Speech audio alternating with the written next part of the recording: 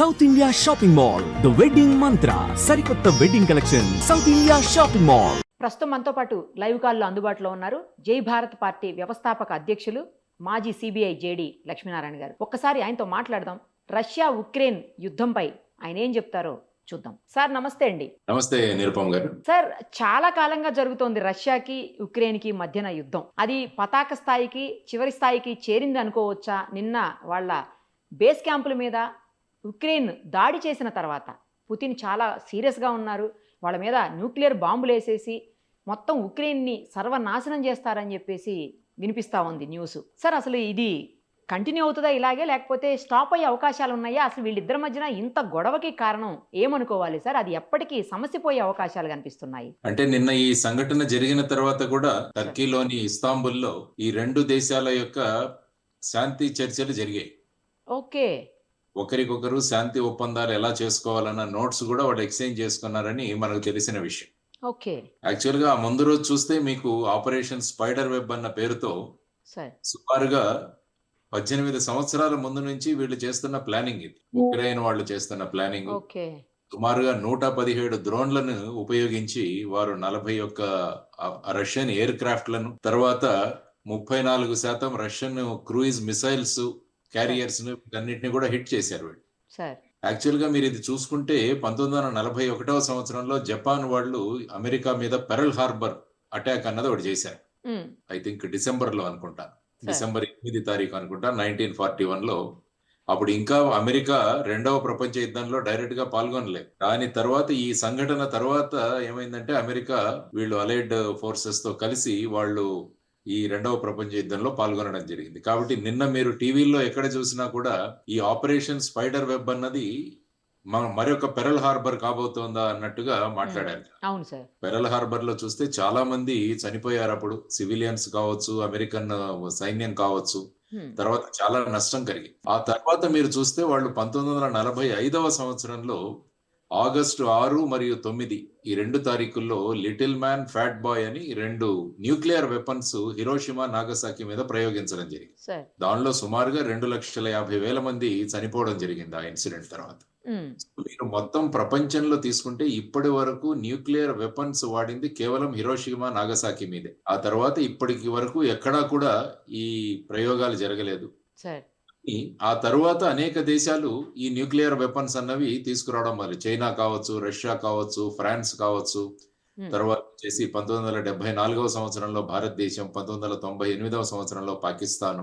So ఈ విధంగా అనేక దేశాలు ఈ న్యూక్లియర్ వెపన్స్ అన్నవి తయారు చేయడం మొదలుపెట్టి న్యూక్లియర్ వెపన్స్ నేషన్స్ అని అవన్నీ కూడా ముందుకొచ్చాయి. సో ఆ తరువాత ఈ విధమైన పరిస్థితుల్లో అందరూ ఎక్స్పెక్ట్ చేసింది ఏంటంటే ఈసారి పుటిన్ గారు ఖచ్చితంగా ఈ న్యూక్లియర్ వెపన్స్ అన్నది వాడే అవకాశం ఉంది అన్నది సాధారణంగా మీడియాలో జరుగుతున్న చర్చ.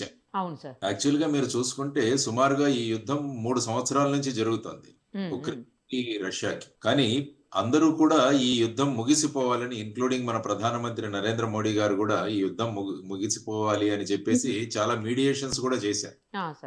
ఇప్పుడు లేటెస్ట్ గా టర్కీ వాళ్ళు అంటున్నారు కావాలంటే అమెరికా, రష్యా మరియు యుక్రెయిన్ యొక్క శాంతి చర్చలు మేము జరుపుతాము ఎక్కడైనా టర్కీలో అని చెప్పి వాళ్ళు కూడా ముందుకు రావడం జరిగింది. యాక్చువల్ గా మీరు దీనికి రీజన్ కావాలంటే కొంత చరిత్రలోకి వెళ్ళాలి. 1991వ సంవత్సరంలో అప్పుడు పెరిస్ట్రోయికా గ్లాస్నోస్ట్ అని 2 నినాదాలతో అప్పుడు మిఖైల్ గోర్బచేవ్ గారు ఆ విధంగా రష్యా యుఎస్ఎస్ఆర్ అన్నది ఒక 15 దేశాలుగా విడిపోయిన తర్వాత అందులో ఉక్రెయిన్ అన్నది మేము ఒక స్వతంత్ర దేశంగా ఉంటామని వాళ్ళు విడిపోవడం జరిగింది. సో ఆ తరువాత ఏమైందంటే ఇందులో విడిపోయిన 15 దేశాల్లో 8 దేశాలు యూరోపియన్ యూనియన్ కు సంబంధించిన నాటోలో కలిసాయి. అంటే నార్త్ అట్లాంటిక్ ట్రీటీ ఆర్గనైజేషన్. అంటే అంతకు ముందు వార్సా ప్యాక్ట్ అని ఒకటి ఉండేది. కొన్ని దేశాలు రష్యాను సపోర్ట్ చేసే వాళ్ళందరూ కూడా ఆ దేశాలన్నీ కలిపి వార్సా అని ఉండేది. దానికి ఎదురుగా నాటో ఉండేది. ఎప్పుడైతే రష్యా డిజింటిగ్రేట్ అయిపోయిందో ఈ వార్సా ప్యాక్ట్ అన్నది ముగిసిపోయింది. కాబట్టి నాటోలో ఉన్నారు. కాబట్టి నాటోలో సుమారుగా 30 దేశాలు ఉన్నాయి. ఇప్పుడు 31వ దేశంగా వాళ్ళు యుక్రెయిన్ ని తీసుకోవడాన్ని రష్యా ఖండించింది. ఎందుకంటే మీరు చూసుకుంటే నెపోలియన్ నుంచి హిట్లర్ వరకు రష్యాకు రావాలంటే వాళ్ళు యుక్రెయిన్ నుంచే రావాలి. అందువల్ల ఐరోపా ఖండానికి రష్యాకి మధ్యలో ఎవరైనా వెళ్ళాలంటే యుక్రెయిన్ నుంచే వెళ్ళాలి. అదే విధంగా రష్యా నుంచి యూరోప్ కు వెళ్లాలన్నా కూడా ఉక్రెయిన్ మీదే వెళ్ళాలి. కాబట్టి యుక్రెయిన్ అన్నది చాలా ఇంపార్టెంట్ అయిన దేశం అటు యూరోప్ వాళ్ళకి గాని, రష్యాకి గాని. సో దానివల్ల ఇప్పుడు యుక్రెయిన్‌తో జరుగుతున్న యుద్ధం ఏదైతే ఉందో దీని వెనకాల అనేక ఈక్వేషన్‌లు గూడా ఉన్నాయి. సార్. మీరు యాక్చువల్‌గా చూసుకుంటే 1991 సంవత్సరంలో ఈ విధంగా విడిపోయిన తర్వాత ఉక్రెయిన్ దగ్గర చాలా న్యూక్లియర్ వెపన్స్, న్యూక్లియర్ ఇన్‌స్టాలేషన్స్ ఉండిపోయాయి. రష్యాలో భాగంగా అక్కడ పెట్టున్నారు. కానీ అప్పుడు 1994లో ఏమైందంటే వీళ్ళు వాలంటరీగా వాళ్ళ దగ్గరున్న న్యూక్లియర్ వెపన్స్ అన్ని సరెండర్ చేసేసారు. సార్. సో ఆ విధంగా యుక్రెయిన్ అన్నది న్యూక్లియర్ వెపన్ లేని దేశంగా మనం మాట్లాడుకోవచ్చు. ఆ తరువాత ఏంటంటే 2016 సంవత్సరం మీరు ఒకసారి చూస్తే అక్కడ క్రిమియా అన్న ఒక ప్రాంతాన్ని రష్యన్ వాళ్ళు అక్కడ ఆక్యుపై చేసుకున్నారు.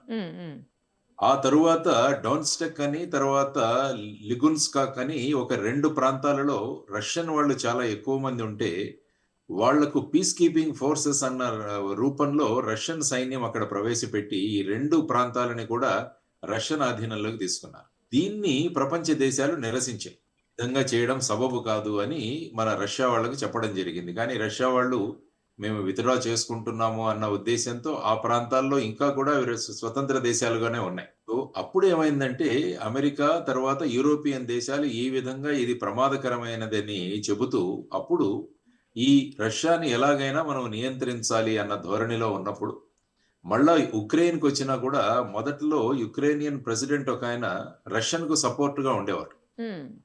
ఆ తర్వాత అక్కడ పెద్ద గొడవలు జరిగి ఆ తర్వాత ఆ ప్రెసిడెంట్‌ను తీసివేసి యూరోపియన్ దేశాలకు మద్దతుగా ఉండే ఒక ప్రెసిడెంట్‌ను అక్కడ రావడం జరిగింది. దానితో అతను నేను యూరోపియన్ నేషన్స్‌తో ఉంటాను. యూరోపియన్ యూనియన్ యూయూతో ఉంటాను. తర్వాత నాటోలో చేరతానని ఆయన చెప్పడం జరిగింది. దానికి ఎందుకంటే యుక్రెయిన్‌లో చాలా మంది మా రష్యన్లు ఉన్నారు. కాబట్టి నాటోలో వెళ్ళడానికి వీల్లేదు అని రష్యన్ ఆంక్షలు పెట్టింది. యాక్చువల్‌గా మీరు చూసుకుంటే రష్యన్ వాళ్ళు రష్యా ఈ దేశాన్ని తమ దేశంతో మద్దతుగా ఉండడానికి అనేకమైన వాళ్ళకు ఈ విధమైన మేము గ్యాస్ చాలా తక్కువ రేట్‌లో ఇస్తాము. మీకు ఆర్థికంగా సహాయం చేస్తాం. ఇలాంటివన్నీ కూడా చాలా విధంగా ప్రయత్నించారు. అయినా కూడా అక్కడి ప్రజలు తర్వాత వాళ్ళ ప్రెసిడెంట్ వీరందరూ కూడా ఇక్కడికి వెళ్ళడం జరిగింది. ఆ తర్వాత ఇప్పుడున్న జెలెన్స్కీ రావడం జరిగింది ప్రెసిడెంట్. సో ఈ విధమైన పరిస్థితులలో నాటో అన్నది ఏమవుతుందంటే అది యూరోపియన్ యూనియన్ కి తర్వాత అమెరికాకు వాళ్ళు మద్దతుగా ఉన్న దేశాల యొక్క కూటమి. వాళ్ళు గనక ఉక్రెయిన్ ని వాళ్ళ దాంట్లో ఒక భాగస్వాములుగా చేసుకుంటే ఇక రష్యాకు పక్కలో బల్లెం లాగానే. అందువల్ల రష్యా ఎటువంటి పరిస్థితుల్లో ఈ ఉక్రెయిన్ అన్నది నాటోలో ఉండకూడదు అన్న దీంట్లో ఈ యుద్ధం ఏదైతే ఉందో ఇప్పుడు జరుగుతోంది ప్రస్తుతానికి. ఆ తరువాత యూరోపియన్ దేశాలు అమెరికా కూడా ఉక్రెయిన్ కి ఎందుకు సపోర్ట్ చేస్తున్నాయి అంటే బేసిక్ రష్యా మీద వాళ్ళ ఆధిపత్యం ఉండడానికి. ఆ తర్వాత అమెరికా ఏమైందంటే యూరోపియన్ యూనియన్ క్రమంగా అమెరికాకు దూరం అవుతున్నప్పుడు ఈ ఉక్రెయిన్ యొక్క సమస్యను పట్టుకొని మళ్ళా ఈ దేశాలన్నీ కూడా అమెరికాకు దగ్గరగా అయ్యేటట్టు అమెరికా ప్రయత్నాలు చేస్తారు. ఓకే. సో ఈ విధమైన జియో పాలిటిక్స్ తో ఈ విధంగా 3 సంవత్సరాలు యుద్ధం కొనసాగుతుంది. ఎందుకంటే ఉక్రెయిన్ అన్న దేశం రష్యా మీద ఈ విధంగా 3 సంవత్సరాలు ఈ విధంగా యుద్ధం చేయడం అంటే వాళ్ళ స్వబలం మీద చాలా కష్టం. అదే కదా సార్. ఈ ఈ దేశాలన్నీ కూడా వారికి ఫ్రాన్స్ గాని జర్మనీ గాని వీరందరూ కూడా మద్దతు ఇస్తున్నారు కాబట్టి వారు ఈ విధంగా ముందుకెళ్తున్నారు. నేటో యొక్క ప్రభావం ఇంకా పెంచాలి అన్నది ముఖ్యంగా వాళ్ళు చూస్తున్న ఇందులో భాగంగా ఇక ఆల్మోస్ట్ ట్రంప్ కూడా చాలా ప్రయత్నాలు చేశారు. ఓకే. ఈ 2 దేశాల మధ్య శాంతి నెలకొల్పాలని. ఆ తర్వాత మన పోప్ ఆయన చనిపోయినప్పుడు అక్కడికి వెళ్ళారు. వాటికన్‌కి వెళ్ళారు. ఎవరు మన డొనాల్డ్ ట్రంప్ గారు. ఆ సమయంలో కూడా వీరిద్దరికి మధ్య చర్చలు జరిగాయి. ఎవరి మధ్య ఈ ఉక్రెయిన్ ప్రెసిడెంట్. ఆ తర్వాత ఆయన అక్కడికి కూడా వెళ్ళాడు. అమెరికా కూడా వెళ్ళాడు. జెలెన్స్కీ అమెరికా కూడా వెళ్ళడం జరిగింది. అప్పుడు ఆ ప్రెస్ బ్రీఫింగ్ లో జెలెన్స్కీ కొద్దిగా గట్టిగా మాట్లాడడం జరిగింది. అంటే అమెరికా అధీనంలో మేము ఎట్లా ఉంటాము, అమెరికా యొక్క ఈ విధమైన పెత్తనం చెలాయించడానికి వీల్లేదు, ఆ విధంగా మాట్లాడాడు ఆయన. ఆ తర్వాత ఈ మధ్యలో మళ్ళా రష్యన్ ఉక్రెయిన్ మధ్య మేము ఇది శాంతి సంబంధాలు పెడతాయని ట్రంప్ గారు చాలా ప్లాట్ఫామ్స్ లో మాట్లాడాడు. ఆ తర్వాత దానికి పుతిన్ ఒప్పుకోవడంతో పుతిన్ ఏదో వేరే రకంగా ప్రవర్తిస్తున్నాడని ఆయన మీద ఒక విచిత్రమైన కామెంట్లు కూడా చేశాడు. సో ఈ విధమైన పరిస్థితుల్లో ఈ 2 దేశాలు ఇప్పుడు టర్కీలోని ఇస్తాంబుల్లో కూర్చున్నాయి. కానీ దానికి ఒక రోజు ముందు ఈ విధమైన ఆపరేషన్ స్పైడర్ విధంగా చేసి ఆల్మోస్ట్ ఎక్కడో సుమారుగా 7,000 కిలోమీటర్ల దూరంలో ఉన్న సైబీరియాలో ఉన్న రష్యన్ యొక్క స్థావరాలను కూడా అటాక్ చేయడం జరిగింది వీళ్ళు. సార్ అంటే ఒక రకంగా మనం చూస్తే ఇప్పుడు ఏ యుద్ధం చూసినా డ్రోన్లతోనే జరుగుతుంది. కరెక్ట్ కరెక్ట్ సార్ అవును అంటే ఇంతకు ముందు ఏంటంటే ఫైటర్ ఫ్లైట్స్ కావాలి, లేకుంటే ఆ విధంగా గొప్ప గొప్ప అణ్వస్త్రాలు కావాలి, లేకుంటే శస్త్రాస్త్రాలు కావాలి అనుకున్నాం. కానీ ఉమ్. ఏ విధమైన యుద్ధాలు చూసినా కూడా అవన్నీ కూడా డ్రోన్స్ మీదే జరుగుతున్నాయి. మొన్న భారత్ పాకిస్తాన్ మధ్య కూడా డ్రోన్స్ చాలా ప్రభావవంతంగా, ఆపరేషన్ సింధూర్ అప్పుడు అవును సార్ ఆపరేషన్ సింధూర్ లో కూడా డ్రోన్స్ యొక్క ప్రభావం చాలా ఎక్కువగా ఉంది. అందువల్ల రాబోయే కాలంలో పెద్ద పెద్ద ఫైటర్ ఫ్లైట్స్ ఇలాంటివి కాకుండా ఈ డ్రోన్స్ మీదే అందరూ కూడా రీసెర్చ్ అండ్ డెవలప్మెంట్ మొదలు పెట్టే అవకాశం కూడా ఉంటుంది. కరెక్టే సార్ మీరు అన్నది సో ఆ విధమైన పరిస్థితుల్లో ప్రస్తుతం ఈ జియో పాలిటిక్స్ అన్నవి ఆ విధంగా రూపొందుతుంది. అందువల్ల ఈ రోజు మీరు పేపర్లో చూస్తే భారతదేశంలో కూడా డ్రోన్ టెక్నాలజీ మీద R&Dలో ఎక్కువగా మనం వినియోగించాలి, పెద్ద పెద్ద పర్చేజెస్ కు వెళ్ళకూడదు అన్నట్లు కూడా చర్చ జరుగుతుంది. ఇదైతే కొంచెం తక్కువలో అయిపోతుంది కదా సార్ తక్కువలో అవుతుంది, చాలా తక్కువలో అవుతుంది. తర్వాత వీళ్ళు ఆపరేషన్ వెబ్, స్పైడర్ వెబ్ కూడా మీరు వాళ్ళు ప్లానింగ్ చూస్తే చాలా ఎప్పుడో 18 నెలల నుంచి చేస్తున్న ప్లానింగ్ అంటే. అంటే డ్రోన్లను దాచిపెట్టి అక్కడ ఒక చిన్న వుడెన్ బాక్సెస్ లో పెట్టి ఆ తర్వాత వాటి పైకప్పు అలాగే ఆటోమేటిక్ గా ఓపెన్ అయ్యేటట్టు వాటి నుంచి డ్రోన్స్ బయటికి వచ్చి ఈ రష్యన్ యొక్క సుమారుగా 41 ఎయిర్ క్రాఫ్ట్స్ మీద వాళ్ళు ఈ విధంగా డ్యామేజ్ చేశారు. సో ఈ విధమైన ప్లానింగ్ అది చూస్తుంటే ఒక చిన్న దేశం అంటే దీని వెనకాల ఎంతో మంది సహాయ సహకారాలు ఉన్నాయి. సో కానీ ఈ పీస్ టాక్స్ ముందుకు జరగడము అన్నది ఒక పాజిటివ్ గా మనం చూసుకోవచ్చు. ఎందుకంటే అణ్వాస్త్రాలు ఉపయోగించడం మొదలు పెడితే దానికి ఒక అంతుండదు. యాక్చువల్ గా ఎవరో అన్నారు, ఈ ఉక్రెయిన్ రష్యా యుద్ధము 3వ ప్రపంచ యుద్ధానికి దారి తీస్తుంది. అవును సార్ కరెక్ట్ కరెక్ట్. కాబట్టి దీన్ని నివారించడానికి అన్ని దేశాలు ప్రయత్నిస్తున్నాయి. అటు అమెరికా తన ఆధిపత్యాన్ని పెంచుకోవడానికి, ఆ తర్వాత ఈ యూరోపియన్ యూనియన్ వాళ్ళు మళ్ళా వాళ్ళ యొక్క ఆధిపత్యాన్ని పెంచుకోవడానికి ఈ విధంగా ప్రయత్నిస్తున్న ఈ సందర్భంలో ఇది చిలికి చిలికి గాలివానగా మారకుండా, ఇది ఒక వరల్డ్ వార్ 3కి దారి తీయకుండా ఉండడానికి ప్రయత్నాలు జరుగుతున్నాయి. మరి చూడాలి ఏ విధంగా ఈ శాంతి చర్చలు జరుగుతాయి అన్నది చూడాల్సిన అంశం. ఎందుకంటే ప్రపంచ జియో పాలిటిక్స్ లో మీరు చూసుకుంటే ప్రతిసారి అమెరికా తన పెద్దరికాన్ని తను ఒక బిగ్ బాస్ లాగా చూపించే ప్రయత్నాలు చేస్తూనే ఉంటారు వారు. ఇప్పుడు ఇది చాలా చిన్న దేశం కదా, సపోర్ట్ ఎంత తీసుకున్నప్పటికీ కూడా రష్యా గనక చాలా సీరియస్ గా చర్యలు ఏమైనా తీసుకుంటే నాశనం అయిపోయేది ఫస్ట్ ఈ దేశమే కదా సార్, ఎంత సపోర్ట్ ఉన్నా కూడా. అంటే ఏమవుతుందంటే రష్యా కూడా మీరు చూసుకుంటే ఆర్థికంగా అంత బలోపేతంగా లేదు. రష్యా ఆర్థిక పరిస్థితి కూడా అంత గొప్పగా లేదు. ఎందుకంటే వాళ్ళకి ముఖ్యంగా గ్యాస్, ఆయిల్ ఇవే ప్రధానంగా అక్కడి నుంచి వచ్చేవి. తర్వాత వెపన్లు అమ్ముకోవడం, వెపన్స్ అమ్ముతారు కదా సార్ మనలాంటి దేశాలకు. ఇప్పుడు మీరు చూస్తే ఈ రోజు I think American commerce minister ఎవరో కూడా ఒక కామెంట్ చేశారు, భారతదేశం రష్యాతో ఈ విధంగా ఈ శస్త్రాస్త్రాలు కొనడం అన్నది మేము అంగీకరించట్లేదు, మాకు అది మంచిది కాదన్నట్టుగా కూడా మాట్లాడారు. సో ఈ విధంగా చూసుకుంటూ వెళితే రష్యాని మళ్ళా ఏకాకిగా చేయడం. యాక్చువల్ గా మీరు చూసుకుంటే రష్యా, చైనా, ఇరాన్, తర్వాత నార్త్ కొరియా ఇవన్నీ కూడా ఒక కూటమిగా ఉన్నాయి ఈ సందర్భంగా మనం చూసుకుంటే. సో ఆ విధమైన పరిస్థితులలో ఇప్పుడు ఉక్రెయిన్ మరియు రష్యా యొక్క యుద్ధాలు ఈ విధంగా కొనసాగుతున్నాయి. ఎందుకంటే ఇది ఎవరు ఎక్స్పెక్ట్ చేయలేదు. ఈ ఆపరేషన్ స్పైడర్ వెబ్ అన్నది సడన్ గా వచ్చింది. అంటే అదంతా సీక్రెట్ గా పెట్టారు వాళ్ళు. Correct sir. తర్వాత ఒకేసారి ఎంత ప్లానింగ్ జరిపారు ఇవన్నీ చూస్తే చాలా ఆశ్చర్యం వేస్తుంది మనకి. నిజం, చిన్న దేశం అయినా కూడా ఇంటెలిజెన్స్ ప్రతి ఒక్క పాయింట్ ని స్పెసిఫిక్ గా వాళ్ళు ఐడెంటిఫై చేసి ఒక ప్రాంతంలో కదా ఇన్ని ప్రాంతాల్లో ఆ విధంగా ఆపరేట్ చేయడం అన్నది ఒక ఇంటెలిజెన్స్ రష్యన్ ఇంటెలిజెన్స్ ఏమైంది అన్నది కూడా అది ఆ రష్యన్ ఇంటెలిజెన్స్ యొక్క ప్రభావాన్ని కూడా ఇప్పుడు ప్రశ్నించడం జరుగుతోంది. తర్వాత డ్రోన్ల ప్రభావం చాలా పెరిగిపోతోంది అని ఇవన్నీ కూడా. కాబట్టి specialized first person view FPV drones అన్నవి చాలా ముఖ్యం. వాటిలన్నింటినీ స్మగుల్ చేశారు. ఎలా వచ్చాయి రష్యాలోకి, వచ్చిన తర్వాత వాటి ఆపరేషన్స్ ఎలా చేశారు అన్నది కూడా. దీనివల్ల సుమారుగా రష్యాకి 64,000 కోట్ల రూపాయల యొక్క నష్టం కలిగిందని అంటున్నారు. కానీ సార్ వాళ్ళేమో 14 ప్లేసులు చెప్తున్నారు, ఉక్రెయిన్ వాళ్ళు 7 ప్లేసులే అని చెప్పేసి రష్యా చెప్తుంది అంటున్నారు సార్. తర్వాత ఈ దాడి కూడా ముందుగానే అమెరికాకి తెలుసు అని కూడా అంటున్నారు సార్. నిజమా? అట్లా ఉంటుండొచ్చా? అంటే అది ఏమవుతుందంటే సాధారణంగా ఈ ఇంటెలిజెన్స్ ఏజెన్సీస్ వర్క్ అవుతుంటాయి. యాక్చువల్ గా మీరు చూస్తే ఇలాంటిది జరుగుతుందన్నది కూడా ఒక వార్నింగ్ ఇవ్వడం జరిగిందని కూడా ఒక మనకు సమాచారం తెలుస్తుంది. సాధారణంగా ఏంటంటే ఏ దేశంలో అటాక్స్ జరిగితే ఆ దేశం వాళ్ళు దాని తీవ్రతను తగ్గించి చెబుతుంటారు. ఇప్పుడు పాకిస్తాన్ కూడా ఏమంటుంది, మాది పెద్దగా ఏం అవ్వలేదు, ఇలాంటివి ఆ, మాట్లాడుతున్నారు వాళ్ళు. అవును సార్, ఇంకా నష్టం జరగలేదు. పాకిస్తాన్ నష్టం జరగలేదు. ఎందుకంటే వాళ్ళు కూడా వాళ్ళ ఆర్మ్డ్ ఫోర్సెస్, డిఫెన్స్ ఫోర్సెస్ ని వాళ్ళు కూడా మోటివేట్ చేయాలి కదా! లేకుంటే ఈ విధంగా ఇంత చోట్ల జరిగింది అంటే మళ్ళా వాళ్ళ మొరల్ మోటివేషన్‌కు దెబ్బతింటుంది. Correct sir, correct. సో, ఆ విధంగా ఎప్పుడూ కూడా ఏ దేశమైతే ఎఫెక్ట్ అవుతదో ఆ దేశం ఎప్పుడూ కూడా దాని తీవ్రతను తగ్గిస్తూనే ఉంటుంది. సో, ఈ విధంగా ఇంటర్నేషనల్ చూసుకుంటే సుమారుగా $7 బిలియన్ యొక్క డ్యామేజ్ జరిగింది అని, తర్వాత చాలా కాంబాట్ ప్లేన్స్ అన్ని కూడా డెస్ట్రాయ్ అయిపోయాయి అని చెప్పేసి ఆ విధంగా చేయడం జరిగిందనమాట. సో, అమెరికాకి ముందే తెలిసి కావాలనే చెప్పలేదు. ఏమాత్రం లీక్ చేయలేదు ఇన్ఫర్మేషన్‌ని. ఇంత పెద్ద దాడి జరగటానికి అమెరికా కూడా సహకరించింది అని జెప్పేసి కొన్ని న్యూస్‌లు వస్తా ఉన్నాయి సార్. నిజంగా అలాంటిదే జరుగుతుండొచ్చా సార్? తెలిసినా కూడా చెప్పకుండా ఉండే అవసరం ఉంటుందంటారా అమెరికాకి? ఒకవేళ రష్యా పవర్‌ని లేతే రష్యాని వెనకబడేసేందుకు ఏమన్నా ఇట్లాంటి కుట్ర జరిగుండొచ్చా సార్?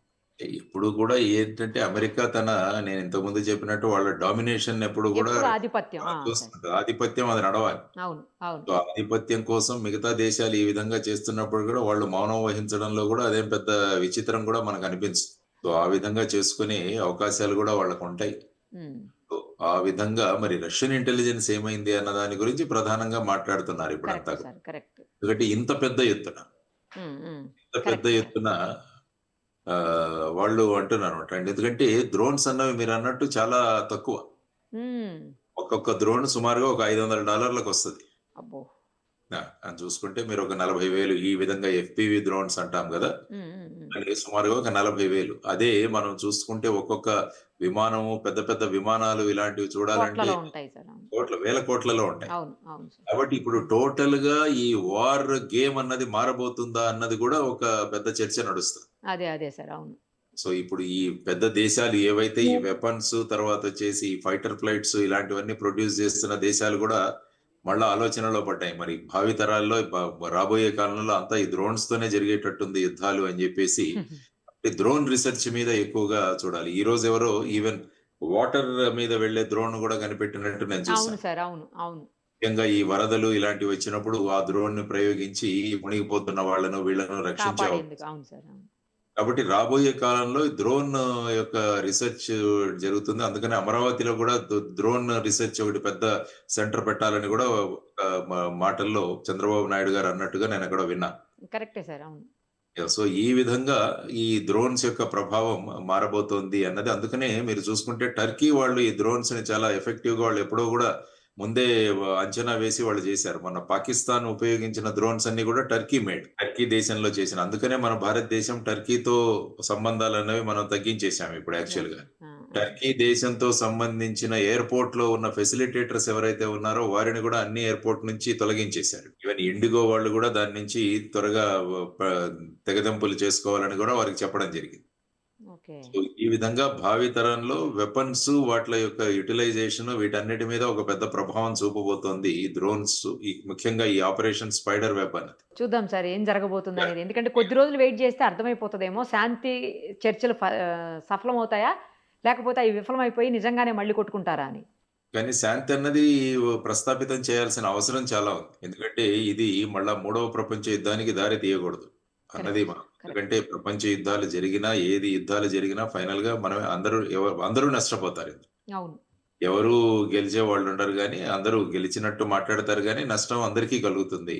కాబట్టి ప్రపంచ స్థాయిలో ఇటువంటి యుద్ధాలు జరగకుండా అందరం కూడా కాపాడాలి. ఆ విధంగా అందరూ నాయకులు కూడా తర్వాత యునైటెడ్ నేషన్స్ అన్నది ఐక్యరాజ్య సమితి అన్నది ముఖ్యమైన పాత్ర పోషించాలి కూడా సార్. పాత్ర పోషించాలి. ఈ మధ్యలో కరెక్ట్. నేషన్స్ ఎవరు పట్టించుకోవట్లేదు ఎందుకు అసలు. సార్ యుఎన్ఓ ఎందుకు అసలు ఇందులో ఇంటర్ఫియర్ కాలేదు ఈసారి?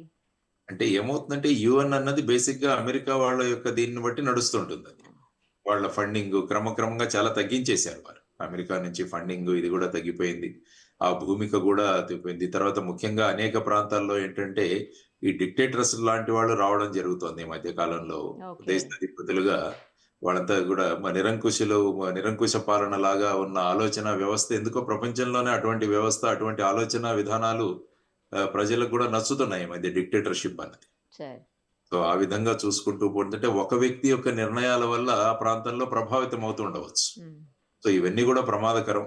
సో, వీటన్నిటిని గూడా ఆలోచించి భారతదేశం కూడా ముఖ్యమైన పాత్ర వహించాలి. ముఖ్యంగా ఈరోజు అక్కడ అమెరికన్ కామర్స్ మినిస్టర్ ఎవరో మాట్లాడిన విషయాలు భారతదేశం రష్యా మీద ఎక్కువగా ఆధారపడుతుందని. యాక్చువల్గా మీరు చూసుకుంటే S-400 సిస్టమ్ ఏదైతే మనం ఉపయోగించామో పాకిస్తాన్ మీద ఆపరేషన్ సింధూర్లో, అది రష్యన్ మేక్. ఓకే. వాళ్ళన్నింటినీ కూడా అక్కడి నుంచి వచ్చే డ్రోన్స్, మిసైల్స్ ని ఎఫెక్టివ్ గా ఇది చేయగలిగాం. సో అలాంటివి మళ్ళా ఇంకా కూడా పర్చేస్ చేయాలి, ఇంకా కూడా కొనుగోలు చేయాలని భారతదేశం నిర్ణయించింది. ఓకే. వీటన్నిటి మీద ఇటువంటి ప్రభావాలు ఏం పడతాయన్నది కూడా చూడాల్సిన అంశం. కాబట్టి ఐక్యరాజ్య సమితి మళ్ళా పునరుజ్జీవనమై ప్రపంచంలో ఒక శాంతి నెలకొల్పే విధంగా ముందుకు వెళ్ళాలని మనం అంతా కోరుకోవాలి. చాలా కరెక్ట్గా చెప్పారు sir. Thank you sir. Thank you so much. నమస్తే. సుమన్ టీవీలో మీ పర్సనల్ అండ్ బిజినెస్ ప్రమోషన్స్ కోసం కింది నెంబర్కి కాంటాక్ట్ చేయండి.